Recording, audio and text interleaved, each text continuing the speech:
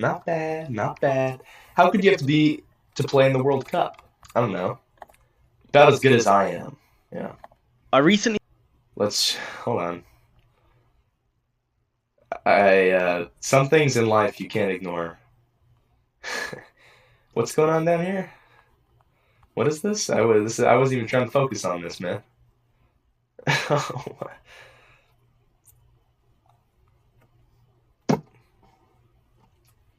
If you need that, I guess there it is. If you face that problem and you're Muslim, there you go. Okay.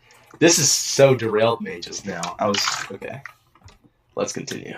spoke to someone I know who plays football at Step 2 in the English footballing pyramid. This league is technically the highest level in English football, where players can still be classed as semi-pro. He said he'd had some interest from a team in the National League, as well as an offer from a team in the MLS 2. And I thought, hold up, aren't there some players in the World Cup right now who play in the MLS 2?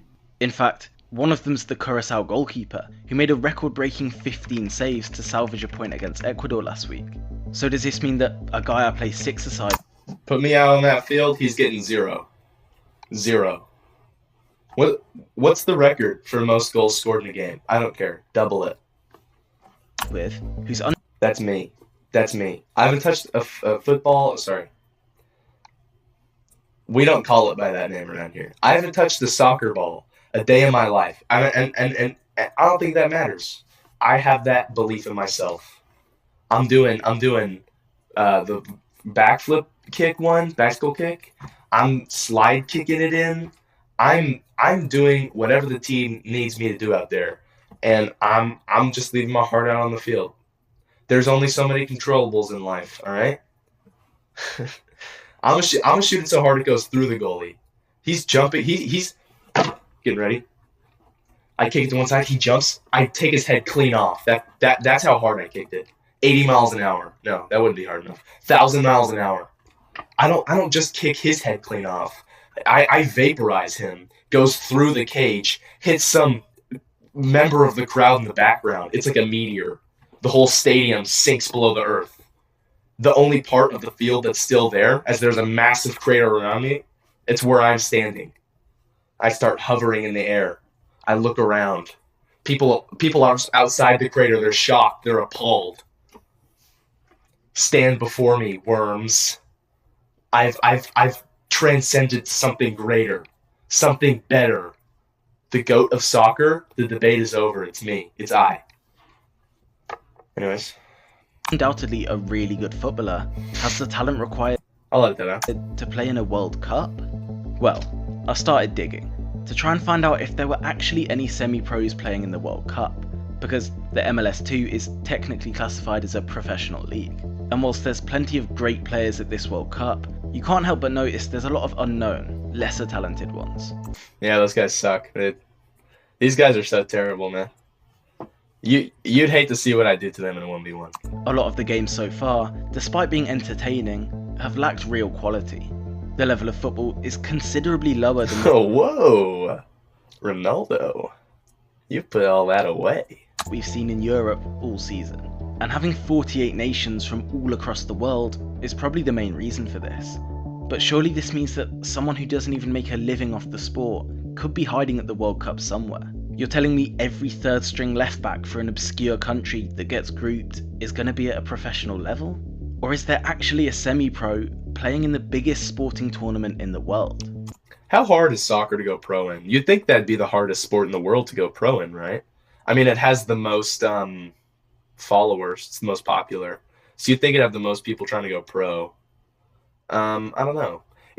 I don't keep up with soccer as an American.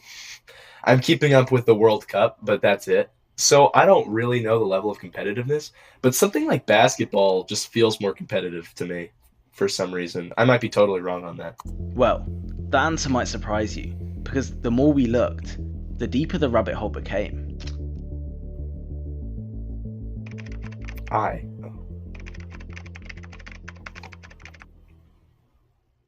First of all, we need to define how good a player at a Step 2 team really is.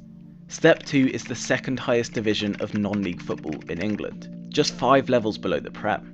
It's made up of 2 leagues, the North, and the South. And it's the highest level of English football where some players might still be at a semi-professional level. In clubs pushing for promotion, most of the players will be full-time and make a decent income from just playing football. At clubs towards the bottom, players might have other jobs to supplement their income. So any player playing at Step 2, or a league at a similar level, could be classified as a semi-pro footballer. And I'm going to use the English football pyramid as the standard point of comparison for the rest of the video, as it's the system I know best, but also one of the most complete domestic pyramids in the world, with the most information and data available online. If you're still wondering just how good Step 2 teams are, you might remember a non-league team beating Crystal Palace in the FA Cup this season. That was Macclesfield FC. I don't even know what that is. It's like you're speaking a totally different language. Crystal Palace? That doesn't sound like a team. That sounds like a level in a video game. And Macclesfield FC, I've never heard of either of these teams at all. Not even passing. Not even a sentence with these teams in it has ever been uttered near me before in my life. This gives me no frame of reference. I'm just as confused as I was before. Who finished 4th in the National League North this season, as well as breaking the record for the biggest positional difference in an FA Cup win in the competition's history, at 117 places. Normally, 117? How many teams do they have? A Premier League team would make easy work of a team this bad. I have heard of the Premier League. That's a lot of teams. Interesting. So maybe it isn't that hard. Because I know football, real football, is very competitive. But it's not actually as hard. Like, it's harder to go D1 in basketball, even though football is a more popular sport in the United States, because football has so many roster spots. There's like 50 roster spots on a team. And there's, I think, more D1 football programs than there are D1 basketball programs, because football drives so much more money, that while football's more popular, it actually is not as competitive to go pro in. So 117 places, probably not. There's probably like 500 teams. If they're jumping 117 places in one country, in one league, maybe soccer, almost left that there. Maybe soccer is not that competitive to go pro in. If there's so many spots. I mean, how many players are on a soccer team?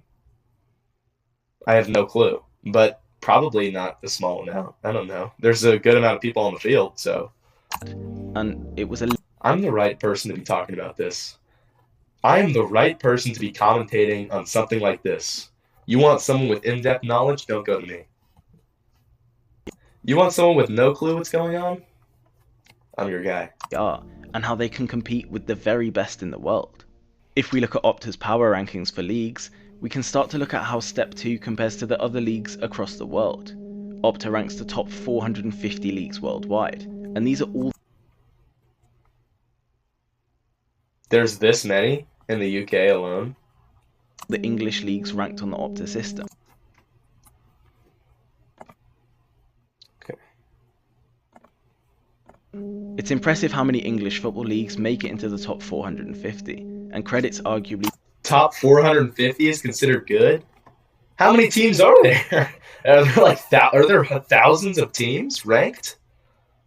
Or wait, this is promotions? So there's hundreds of teams within these promotions, and there's thousands of these promotions? Oh, it must be so easy going pro. I could go pro. The best footballing. I mean, we already know I could go pro, dude. I'm a goalie. Let's imagine for a sec. I'm a goalie, right? You're a ball. You're like a ball coming towards me. And I'm the goalie. They shoot you at me. I'm like,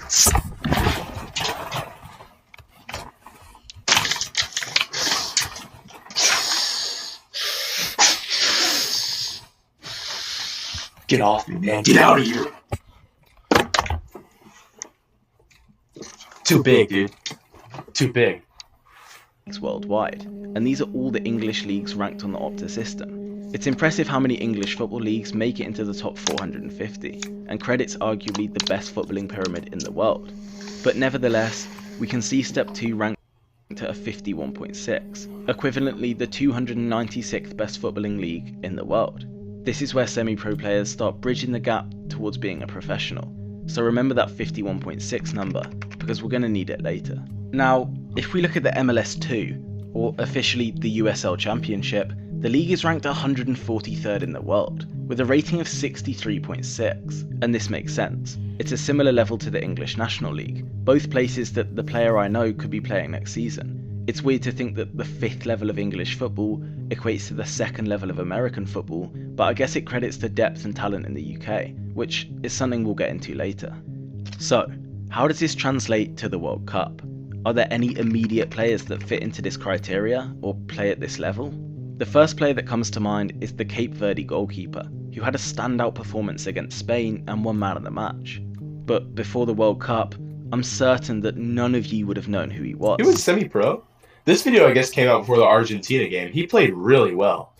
After that game, he went from like 30,000 followers to like 500,000. He had a wonderful game. He almost won them that game. That would have been the craziest upset of all time. I know, because I'm such a big fan of soccer. But thanks to his performance on the biggest stage, he's got 10 million Instagram followers and okay. I was pretty off. I guess you could say. I guess I wasn't really that close. But there you go. Yeah. I know what I'm talking about. I'm an expert. But who is he? Where does he play? Well, his name is Vicinha. That's a silly question. He plays for Cape Verde. Even I know the answer to that one. He's a 40-year-old goalkeeper who plays for Chaves, a mid-table team in Portugal's 2nd division. He played in 19 out of 34 of their games, keeping 6 clean sheets. Liga Portugal 2 is rated at a 71.9 on Opta's scale, and Chaves have a rank of 72.3 that equates to 968th in the world. So he's comfortably at a higher level than Step 2. The closest English league to this level is the 4th tier, League 2, and whilst this seems like a lower level in the pyramid, it's still comfortably professional, and makes Vicinha far from one of the worst players at this World Cup. He's actually played in Portugal's top division in the past, so his performance against Spain makes a bit more sense, but it was still ridiculously impressive. Now, I could go through every single player individually and discuss who they are and where they've been. That's kind of crazy. Just that shows the scope of how popular the World Cup is. After 2 good games, because he got eliminated against Argentina, and I had never heard of him before that. He went from like 30,000 followers to 15.5 million. That's insane. Let's say a quarterback you've never heard of, 10,000 followers, suits up for the Super Bowl and wins because the starter got injured. He would jump a few million. I don't think it'd be 15.5. And that's just a random game in the World Cup. Well, I mean, maybe he would get similar, but that's just a random game. That's not even the World Cup final. That's crazy. And he's a goalie. He's not the quarterback, the focus of the game. Everyone cares about the quarterback. That's insane. That's crazy to think about how many viewers the World Cup can pull. But we'd be here all day. Instead, we can look at how many players come from each league as a collective and see if there's any real outliers. This chart represents how many players each league has playing in the World Cup. It starts as you'd expect, and pretty much aligns with Opta's rankings. The most represented league at the tournament is the Premier League, with 164 players, followed by the Bundesliga with 102, then La Liga, Liga, and Serie A. The top 5 most... I've heard of Bundesliga, Premier League, and La Liga. That's it. Represented leagues are the consensus best ones, according to Opta. And if the French and Italian league were swapped, then the order would be identical to their rankings as well. Italy missing out on qualifying is presumably why there's a lack of Serie A players at the World Cup, as a lot of Italians play in their native league. As we keep going down, we find the MLS with 43 players, narrowly ahead of the Championship with 36, by just 1 spot. We're on top, baby. Let's go. You might be thinking, how does the Championship have so many players at the World Cup? Because if it were purely based on English talent, the Premier League would have more than enough players to represent England. But the 2nd division in the UK is actually one of the most internationally diverse leagues in the world, with plenty of nations represented at the World Cup by Championship players. If we stick to the English footballing pyramid... Where's that boy Holland play? He plays for a blue team in Marseille, isn't it? Holy ball knowledge. What a pull. Yeah, they call me Mr. Soccer around these parts, man. We can see how deep the World Cup player pool really goes. 164 players from the Prem, 36 from the Championship, 4 from League One, and somehow one player from the National League. That's actually the 5th tier of English football, as no League 2 player is at the World Cup, but it makes it even crazier. The player is Tommy Smith, a 36-year-old who plays for Braintree Town. Tommy Smith. Okay. Hi, my name is John Doe. Hi, my name is Will Brown. Tommy Smith. What kind of name is that? Actually, that was mean. I rescind that. He seems like a nice guy. Tommy Smith. Look at the smile. And he was picked to represent New Zealand in this World Cup. He only started 14 games this season, and his team actually got relegated. A backup defender who could be coming off the bench in the 6th tier of English football next season. And he's at the World Cup. It's insane. And if he does stay at Braintree, he could be playing against the team the player we know played for this season. We don't know exactly how much Smith makes, and he's probably not a semi-pro, but he's playing at a similar level. He is in the tail end of his career, with stints at Ipswich and Brentford in the Championship and League One, and he might serve an important senior role in the dressing room, but it's still pretty crazy that someone playing at this level will be able to enjoy the experience of a World Cup. This is just looking at English leagues, and if we start to look elsewhere, it gets even crazier. To take this a step further, we actually need to improve the current graph we've been working with. If we take the Opta League ranking into consideration, on the y-axis is the amount of players at the World Cup for each league, and on the x-axis is the strength and quality of the league. At first glance, this might not look like much, but there's some really interesting hidden details. There's actually a lot of leagues on this graph that have just one player representing them, 22 to be exact, but the highest ranked one is the Uruguayan First Division, with a 76.2 Opta rating. This puts them at a similar level to League 1 in England. We can highlight all the English leagues for reference. This is the equivalent level that Vizinha, Cape Verde's hero, plays at, for example. And the interesting thing is, the goalkeeper actually falls in the middle of the pack in terms of talent spread. So a 40-year-old keeper from a tiny island off the coast of mainland Africa is actually better than a lot of players at this World Cup. Interesting. If we use the Championship as a benchmark, we can see the sheer amount of players that fall below the level played in the 2nd Division of England. 636, to be precise. The Championship is regarded as the 9th best league in the world on the Opta scale, so by this logic, over half the players at this World Cup play outside the top 9 leagues in the world. This seems to be showing in the quality of some of the games, but that's a whole new discussion in itself. We're just focusing on individuals. And speaking of individuals, let's revisit our National League centre-back and draw a line to see what level he plays at, and where it compares to the rest of the competition at the World Cup. We have the level of the league here, but Opta's individual team rankings have Braintree Town at a 55. That means they're the 5,356th best team in the world, with a player at the World Cup. How many teams are there? Why are there so many teams, man? 5,356? How many? And that's not even the lowest level. Oh boy, there's got to be like 10,000 teams that are ranked. That's... I can hardly wrap my head around that. We have 32 teams in the NFL, or yeah, some around there in the NFL.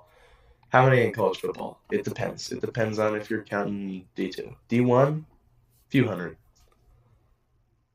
If you're counting like FBS and like, smaller schools, if you're counting like Sunbelt and MAC schools, maybe close to 100, like 93, 136, 5,356. How do you watch football? If there's so many leagues, how do you know what league to pick? Are you just brainwashed? That's what happens. You grow up in an area, and that's how you choose what league and what team to root for. Because you're not rooting for a league, you're rooting for the team. That would suck if you get born into like a family that supports like a bad team, like a team that gets like relegated every year. That would be weird. Maybe it's just me, but that feels pretty absurd. The thing is, Braintree aren't actually the lowest level team represented at this World Cup. Astonishingly, there is one player from a league ranked at a 52.8 on the Opta scale, all the way back here, and this is all thanks to one man, called Josu de Verga, a 26-year-old Haitian goalkeeper with a market value of just 26,000. De Verge plays for FC Cosmos Koblenz in the 5th tier of German football. Yes, you heard me right, the 5th tier. And whilst there's a player at the World Cup from the 5th tier of English football, this is a whole different story. The league is actually called the Oberliga, and its quality equates to the same level as the 6th tier in English football, or Step 2, as we mentioned earlier. And I can't overstate how insane this is. I had a feeling the rabbit hole was deep, but it doesn't even stop here. If we look into his club's performance, Cosmos Koblenz actually only got promoted into the Oberliga last year, and came 14th this season. The nature of them being a 5th tier German club makes them really hard to find information for, but we can see from the league standings alone that they're one of the weaker teams in the division. In fact, 5 years ago, they were in the 7th tier of German football, which isn't even ranked on Opta. De Verge was actually playing for them when they last got promoted, meaning only a year ago, the World Cup standard goalkeeper. This feels like a video that's not meant for me. I don't understand anything that's going on. This feels like a video you need a little bit of background knowledge for. Keeper would have been playing in a league with a 42.3 power ranking. Breaking news. Guy watches football video who doesn't watch football and is surprised when he doesn't understand it. It's okay. We'll make it through. I'll keep it entertaining. The equivalent of Step 3 in England. So, all in all, maybe it wouldn't be a stretch to say that the player I play against every once in a while at my 6-a-side league is better than someone representing his country at the World Cup. The Opta rankings have Cosmos Koblenz as the 6,366th best football team in the world. And that seems ridiculous as it is, but if you think about how many players play for each team, it gets even crazier. Every squad has roughly 25 players, and there are 6,365 teams considered better than Koblenz, meaning there's an estimated 159,125 players that are better than the Haitian keeper. 159,000. It's insane. If we do the same calculation for our National League player, it's still 133,900. Of course, this is theoretical, and there's no way to really tell how good a player is. So it sounds like a lot of it honestly does come down to what country you're born in. Let's say you're born and raised in France and you're on this guy's level, this buddy right here. You're never sniffing the team, or you're born and raised in Argentina. But you're born and raised in I don't know, Vatican City. They don't have a team. I don't know.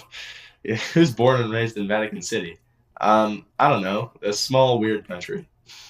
Let's say you were born in a small, weird, gross country. You could make the World Cup, just like him. Good for you. That's cool. Both these footballers are still elite, and could easily be the most talented players on their teams, but it's still remarkable how many players are playing at a similar or higher level across the whole world.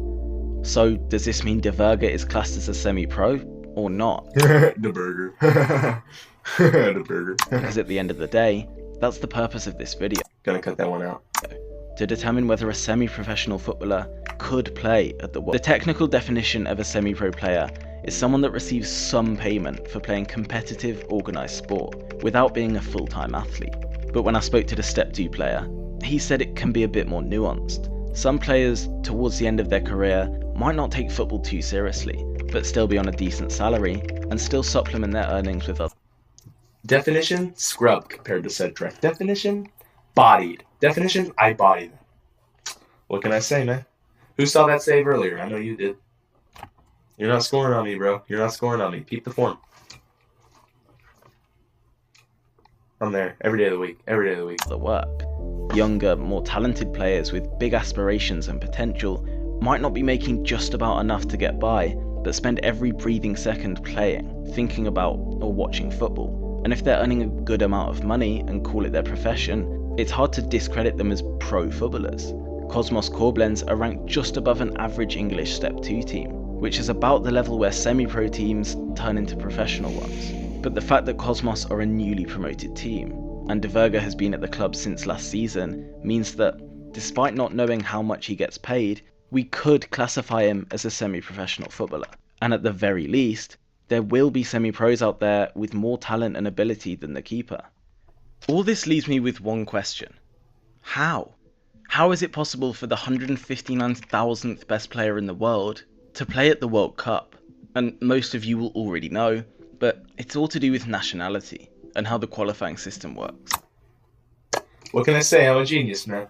Look, I don't like being braggadocious, but when you're one of the smartest people ever to walk this earth, it's hard not to just point that out as a fact, Each region across the world is allocated a certain amount of space, and now Look, I'd prefer to be humble. I don't want to be good at soccer and intelligence and, just walking around this world. I don't want to be good at everything. I'm trying to have a friendly game. Someone's like, "You want to play ping pong?" I'm like, "Sure." They lose 20-0, and I'm like, "I'm sorry. I didn't want it to be this way." It's annoying, honestly. I'm so good at everything. Like, I'm just so talented, you know? I pick up a basketball I've never played before. I make a full court shot, and I'm like, "I'm really sorry about that." Truthfully, honestly, I didn't mean to. I was trying to miss. I throw it, and I hit some janitor. I give him a concussion. It bounces off his head, and it goes in. I'm like, "I'm sorry. I'm really sorry. I I know you were trying to have a fun time. I'm trying to have a fun time, and I ruined it. And so for that, truly, I am sorry. But I can't control it, and so I just have to state it like how it is. State it like how it is, man. Put that on a poster." the World Cup has been expanded to host 48 teams, the allocation for North, Central American and Caribbean countries was increased from 3 or 4 to 6. There are 23 countries in this region, and only a couple of them are amongst the top footballing countries in the world, leaving plenty of space for smaller nations with weaker sides to qualify. Europe has 44 countries, and they were given 16 slots for this World Cup. Top footballing country in the world, aka USA, baby. Watch us when we win the World Cup. I'm commenting. I'm saying that right now. Right now. Right now. The Belgium game is in an hour, 30 minutes ish. And this won't age poorly, man. I'm gonna walk around with a different jersey for each day if they win the World Cup. I'm I'm gonna walk around with all my clothes at my knees. Go out in the public, completely naked. That's how I celebrate. You wouldn't get it. You're not as smart as me. We're not on the same level. You think I'm being ridiculous? You just don't think at all. I think. I understand. I know things. You don't. So pipe down. Pipe down next time you want to challenge me. I'm walking into a public forum and I'm screaming that I have a bomb because that's how I celebrate. You think that's a problem? I don't think that's a problem. Yeah, land of the free? Apparently not, if I'm not allowed to do that. And whilst this is still a higher percentage than the American qualifying, European teams are the cream of the crop. And that's why a country like Haiti have made it to the World Cup, and Italy haven't. Haiti also have a population of just 12 million, and much weaker footballing infrastructure, so it would be much easier to break into a national team like Haiti's, as opposed to a country like Belgium, with a similar population. Well, but, dude, countries like Europe, countries like Europe, they're how do I put this? They're countries of losers. Countries like North America, like the best state in the world, the United States, obviously. We are just a state of winners. We are a state, and we've got many different towns like Texas and New York and Florida, and all of those are winners. Although a country like Europe, it's full of losers, and that's just something that I don't think people really fully grasp. If we combine all these factors and the results we found, I think it's fair to say that a semi-pro footballer made it to the World Cup, and who knows, if the competition expands again to 64 teams. Yeah, that's fair. It's interesting because I don't know anything about soccer, football, whatever you want to call it. The different levels and how every country is so unique and how they do it, as well as like relegation. I can't imagine that ever happening in the United States. It's a very interesting sport. I see why people like it. I've been watching the World Cup games. They're entertaining. I see why it's a popular sport. I saw Portugal lose today. That was sad, man. Ronaldo, man. Suey. Maybe an amateur player could sneak their way in. Unfortunately, there's a good chance that the keeper we looked at doesn't get any minutes at the World Cup, as substitute goalies barely do. But you never know. He did play in one of their qualifiers, but he only sat on the bench for their first 2 games. At the very least, however, he's still getting the complete World Cup experience. He'll be on the plane, at the team camp, in the changing room, and the whole tournament will be a moment to remember for the rest of his life. As we said earlier, he might actually... That's incredible. And I wonder how much he does get paid for that. That's an awesome opportunity for him. It's interesting. It's interesting looking at the different leagues and kind of learning about it, because I'm an outsider. I have no clue about any of this stuff. Be better than the level he plays at, just like some players are worse than the team they play for. Arsenal are currently ranked first in the world with a power ranking of 100, but it doesn't mean that every player who plays for them is of that quality. I mean, the guy who scored the only hat-trick in the first round plays for a team ranked 86th in the world. And this video wasn't made to out the Haitian keeper as a bad player, or as someone who doesn't deserve to be there. In fact, quite the opposite. I think it's amazing that a player from the 5th tier of German football is able to enjoy the World Cup experience, something only a handful of people will ever get to see in their lives. It's a massive credit to him to make the squad from his position, and truly an inspiration for us all. It doesn't matter how good he is, or whether there are better players than him, he's out there representing his nation, doing what he loves. And this is what the World Cup is all about. Someone who plays for a team that are 14th in the 5th tier of German football, in a changing room opposite one with Neymar. What an amazing sport that we're all so lucky to watch. That was good. That was a good video. I like this guy. What's his name? Intercept. 50,000 subscribers. I like this. That was a good video. Shake, shake, shake.